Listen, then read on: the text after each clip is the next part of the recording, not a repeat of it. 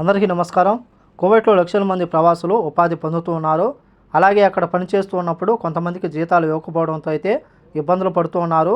6 నెలలు కానీ సంవత్సరం కానీ జీతాలు ఇవ్వకపోవడంతో వాళ్ళు ఏమీ చేయలేక తమ యొక్క దేశాలకు వెళుతూ ఉంటే మరికొంతమంది న్యాయ పోరాటం చేస్తూ గెలుస్తూ ఉన్నారు. తాజాగా కువైట్లోని అఫీస్ కోర్టు అడ్మినిస్ట్రేటివ్ సెక్షన్ ఇంజనీర్కు 24,000 దినాలు చెల్లించాలని చెప్పి విద్యా మంత్రిత్వ శాఖకు ఆదేశాలు జారీ చేసింది.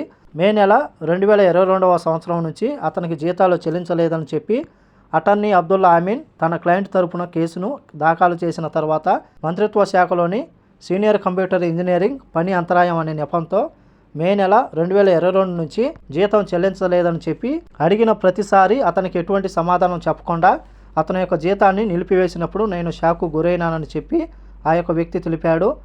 అంతకుముందు అడ్మినిస్ట్రేటివ్ కోర్టు కేసులో కొట్టివేయడం జరిగింది. అయితే అమీన్ అఫీడ్స్ కోర్టులో తన యొక్క వాదన కొనసాగించాడు.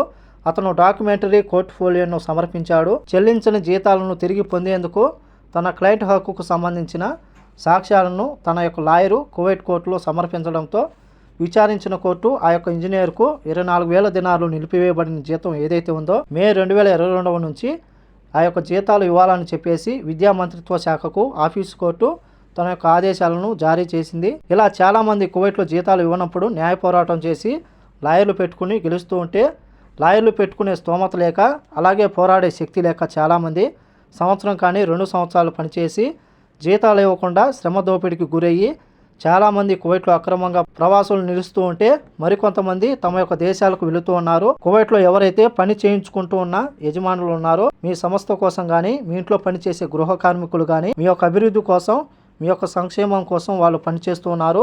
వాళ్ళ చేత కష్టం చేయించుకొని మీరు కానీ జీతాలు ఇవ్వకపోతే అలా కూడా మిమ్మల్ని క్షమించడు. కాబట్టి ఈ వీడియో నచ్చితే లైక్ చేయండి, షేర్ చేయండి, సబ్స్క్రైబ్ చేసుకోండి.